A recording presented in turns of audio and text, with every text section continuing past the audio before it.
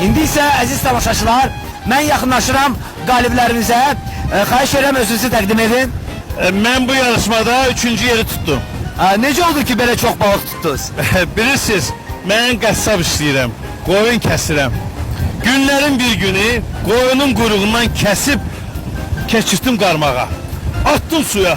Sən demə, qoyunun quyruğuna çoxlu balıq gəlir. Sazandır, şamaykadır, leşdir.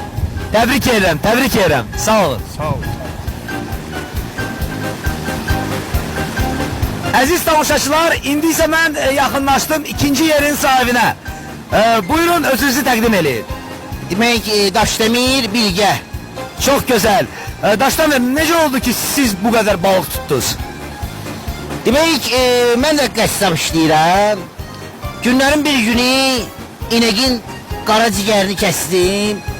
Keçirtdim qarmağa. Sizi inandırım ki, əntiqə balıq tuttum. 10 kilo hardasa. Özdə nə balıq? Farel, karp tuttum. Çox gözəl, sizi də təbrik edirəm. Sağ ol. Sağ olun. Əziz tamaşaçılar, nəhayət ki, mən yaxınlaşdım yarışımızın qalibinə.